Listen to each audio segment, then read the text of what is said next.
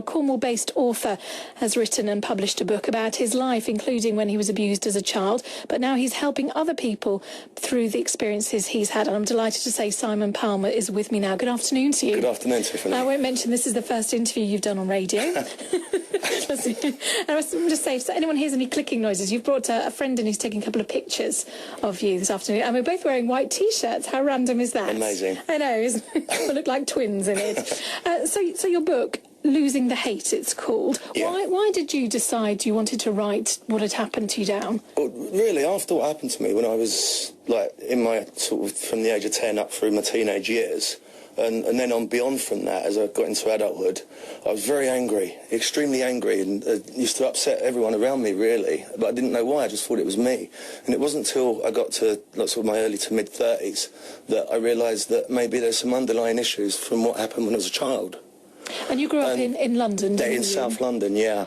And I thought, if I write that, then it'll be like very self-cathartic. It'll be very to get the emotions out and to enable me to move on with my life. So there were a lot of things happening, as you say, in your childhood, yeah, which maybe you'd kept bottled up inside, exactly. And you thought maybe that was why things.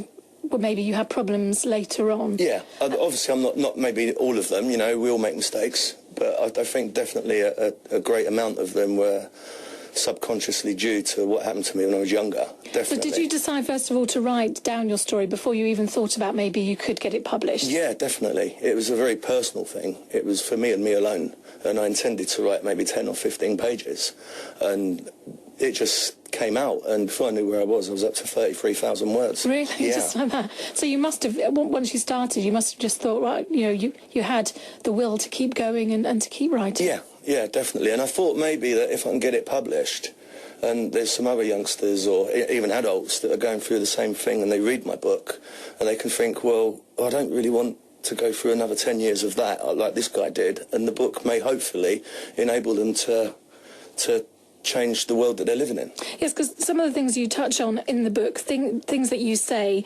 that maybe some of the things that happened to you, you thought maybe at the time that was normal things that were happening. Yeah, definitely. You didn't know that it shouldn't be happening. And as I say, it's your way of getting it across just how you were dealing with it at the time. Because you're writing, I think you call it head speak, don't you? Yeah. There's a lot of that in the book. It's just what's in your mind at the time. Yeah. So it's kind of a conversational style rather than this is what I did and then. So yeah. it kind of jumps around a bit, doesn't it? Yes, it does. And I didn't want to structure it as... I just wanted to get it out of me, and I thought, well, it needs to come out in that raw state, and it needs to remain in that raw state, and if it's a little bit jumbled, then so be it, really. Well, then that's what goes on in our heads, though, exactly. Isn't it? Everything, we never sort of organised in our thoughts. And once you'd written it, did you read it back then straight away to see what you'd written? Yes, I did, several times, and I just thought it was amazing. I thought, how could someone like me, who has not ever really had a great amount of self-esteem because of what happened, produce something like that? And it was the biggest achievement of my life. Because you have had, I mean, you're not ashamed to say, you know, you've self-harmed, you've sort of gone from glue sniffing to other drink and drug problems. Definitely. You've had a lot to deal with. Yeah. How are you finding now that, because you're telling people about that, are you finding that you can help others with that? Yes, I am, and very much so.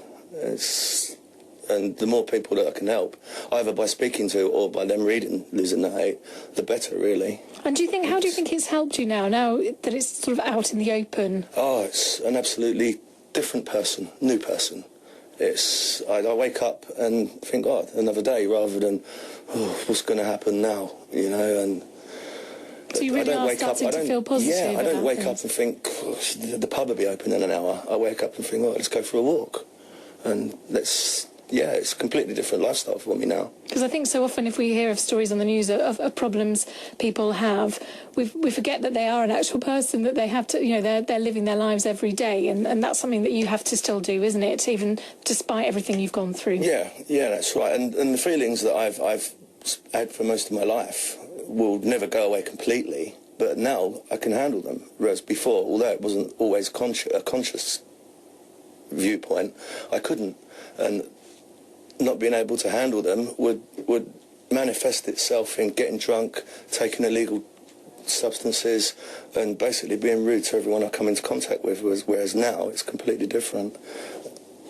And what about approaching publishers then with this story? How do you go about that? You know, for someone who, as you say, you've never written anything before, how did you find that experience?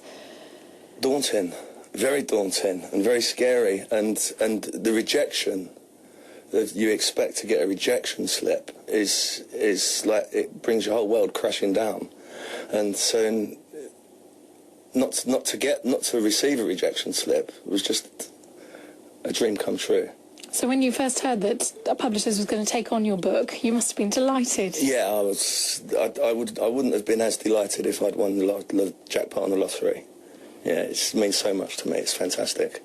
So now what's happening with your book? It's because you're an unknown author, the publishers aren't going to sort of produce hundreds and hundreds of copies, are they? It's kind of on demand. That's right, how they're selling print it. on demand, so you'll be able to purchase the paperback when it's released at the end of September. From all the usual outlets, but you will have to order it as opposed to just hand-picking it off the shelf, and that will be for a sort of 3-month-ish period, and depending on how the sales figures relate in that period of time will determine whether it actually sits on the shelves. I bet you would love to see your book on the shelves, wouldn't you, really? Worth more than anything in the world. Because I've spoken to some authors in the studio, and they say they still get a thrill from seeing their book on shelves, or maybe someone reading their book. That's the other thing as well, isn't it? And what do you hope people will take from your book? Well, I hope that if there's any other victims out there that pick my book up who are not dealing with their experiences too well, it'll help them. But equally, I think it's important to bring the subject of child abuse to people's awareness a lot more than it is at the present moment, because it sadly is a thing that happens in every walk of life, and it needs to be stopped. And if it raises a little bit more awareness, and especially the effects of what it can do, then that's obviously got to be a good thing. So one of those things you hope it will get people talking. I hope so, yeah. So it's called Losing the Hate, a harrowing true story, Simon Palmer. There you are, your book. I've got it in front of me now, all the pages as well. I'd say the paperback's coming out at the end of September. End of September. So all the normal places you can buy, but you'll have to pre-order. Yes, you will. Yeah, and I think they're telling me that the order will take probably 3 to 4 days before you can go and pick it up. It is an e-book already. It is on sale as an e-book already on Amazon, and that can be downloaded. You don't need a Kindle to download it. You just download it. And what about you now? Are you thinking you'd like to write something more? Obviously, you've written your story, but then have you got sort of motivation now to write other things? I've nearly finished my second book. Oh, really? Already? That's good going. Sort of, it's about a young lad growing up in 1970s council estates in London, basically, and what he contends with from having nothing to do. There is a little bit of abuse. It does touch on the abuse side a little bit. It is fictional, though. It's not based on a true story in any way. And I'm also writing with a fellow author who's based in Wisconsin in America. We're writing a book together, which I'd like to keep a bit quiet at the moment. Oh, but you must let us know if I will indeed. Yes, nearer the time, if there's something happening with that. Yeah. And are you hoping that maybe sort of book groups and things people might want to hear from you once they start reading the book? You know, would you be happy to go out and give talks about it? Absolutely. If there's someone out there that wants to talk to me on a personal, one-to-one basis because of what they've experienced, get in touch. But equally, if there's support groups out there that feel that they could benefit from Losing the Hate, or just from me, myself, then again, get in touch.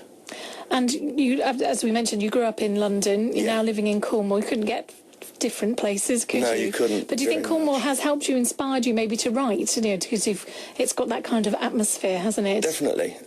So relaxed down here compared to where I come from, and it was still in the writing. I was still writing it and rewriting it when I'd moved down here. So yeah, I think Cornwall has helped me a great deal.